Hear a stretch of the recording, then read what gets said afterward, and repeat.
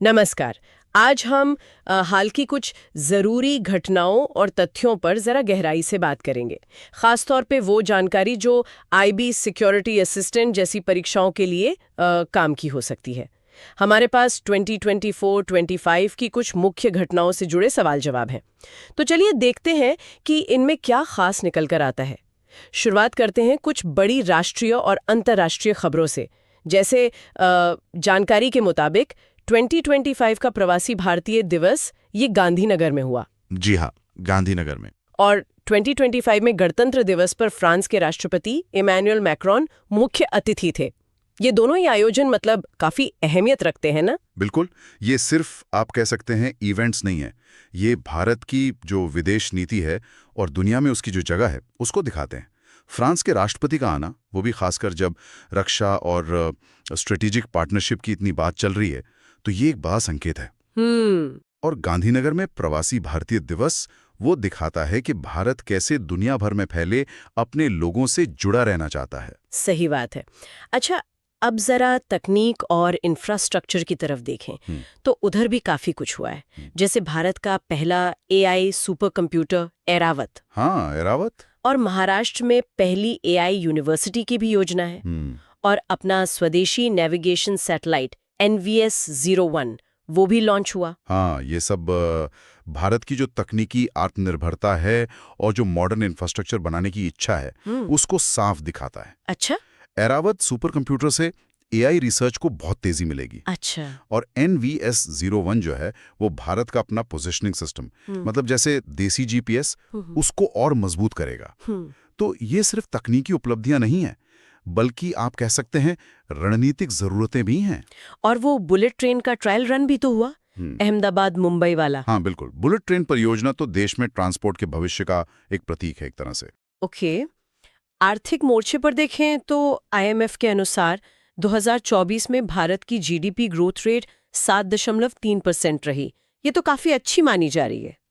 हाँ, बहुत अच्छी। खासकर जब दुनिया भर में थोड़ी सुस्ती का माहौल है, तब 7.3% की वृद्धि भारत की आर्थिक मजबूती दिखाती है। और साथ ही ऑस्ट्रेलिया से यूरेनियम सप्लाई का समझौता। हाँ, वो हुआ। और यूके के साथ सीपा, मतलब वो जो व्यापार समझौता है। जी, कॉम्प्रिहेंसिव इकोनॉमिक पार्टनरशिप एग्रीमेंट। जी, ये दोनों ही बड़े कदम हैं। ऑस्ट्रेलिया से यूरेनियम हमारी ऊर्जा सुरक्षा के लिए जरूरी है, खासकर जब हम क्लीन एनर्जी की तरफ जा रहे हैं। और यूके के साथ सीपा जैसा समझौता वो द्विपक्षीय व्यापार और निवेश दोनों को बढ़ाने में मदद करेगा। ये कदम दिखाते हैं कि भारत वैश्विक अर्थव्यवस्था में कैसे अपनी भूमिका बढ़ा रहा है। इसी बीच एक स्रोत में लद्दाख को 29वां राज्य बनाने की चर्चा का भी जिक्र था। ये कोई आंतरिक प्रशासनिक मामला लगता है। हाँ, ये क्षेत्रीय विकास और एडमिनिस्ट्रेटिव पुनर्गठन से जुड़ा मुद्दा है। मतलब इस पर बात होना ये दिखाता है कि उस क्षेत्र के विकास और गवर्नेंस को लेकर विचार चल रहा है। ठीक है, अब जरा दुनिया पर भी एक नजर डाल लेते हैं। जानकारी के अनुसार 2025 का G20 शिखर सम्मेलन ब्राजील में हुआ। जी, ब्राजील में। और 2024 का नोबेल शांति पुरस्कार ईरान की मानवाधिकार कार्यकर्ता नरगिस मोहम्मदी को मिला। हाँ, ये बहुत महत्वपूर्ण है। और 2024 के अमेरिकी राष्ट्रपति चुनाव में डोनाल्ड ट्रंप विजेता रहे। ये घटनाएं क्या संकेत दे रही हैं दुनिया के लिए? देखिए, G20 की अध्यक्षता ब्राजील जैसे विकासशील देश के पास जाना, ये कहीं ना कहीं वैश्विक शक्ति संतुलन में बदलाव का संकेत है। नरगिस मोहम्मदी को नोबेल मिलना, ये मानवाधिकारों, खासकर महिलाओं के अधिकारों पर दुनिया का ध्यान खींचता है, खासतौर पर ईरान जैसे देशों के संदर्भ में। और अमेरिकी चुनाव के नतीजे तो हमेशा ही वैश्विक राजनीति, व्यापार और कूटनीति पर गहरा असर डालते हैं। अच्छा, अब खेल और मनोरंजन की बात करें। 2024 एशिया कप क्रिकेट भारत ने जीता। हाँ, वो तो पक्का किया। और 2024 एशियाई खेलों में भारत ने पहली बार 100 का आंकड़ा पार किया।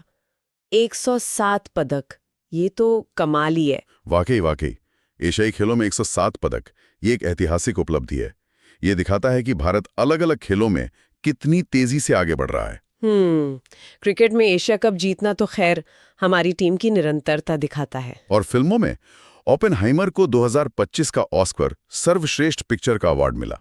हाँ, काफी चर्चा में रही थी फिल्म। और निकारागुआ की शेनिस पलासियोस 2024 मिस यूनिवर्स बनी।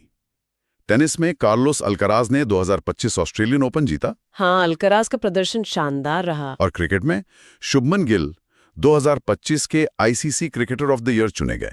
वाह, ये सभी खबरें अलग-अलग फील्ड्स में उत्कृष्टता को दर्शाती हैं। ओपेनहाइमर जैसी फिल्म का ऑस्कर जीतना। हाँ, उसका वैश्विक सिनेमा पर प्रभाव दिखाता है।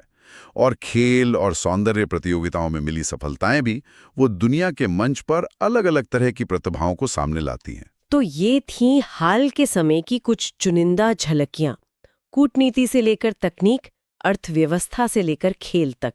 ये सभी तथ्य परीक्षाओं के लिए तो उपयोगी है ही, पर साथ ही हमें दुनिया में जो बदलाव हो रहे हैं उन्हें समझने में भी मदद करते हैं। हाँ, बिल्कुल। इन सभी घटनाओं को अगर एक साथ देखें तो ये साफ होता है कि बदलाव की रफ्तार कितनी तेज है। तकनीक हो, वैश्विक समीकरण हो, आर्थिक रुझान हो, सब कुछ लगातार बदल रहा है और कहीं ना कहीं एक दूसरे से जुड़ा हुआ भी है। और यहीं पर एक सोचने वाली बात भी उभरती है कि ये जो अलग-अलग दिख रही हैं घटनाएं, इनका मिला जुला असर हमारे आने वाले कल पर कैसा होगा? क्या इन बदलावों के बीच कोई ऐसा गहरा पैटर्न या कनेक्शन है जिसे हम अभी ठीक से पकड़ नहीं पा रहे?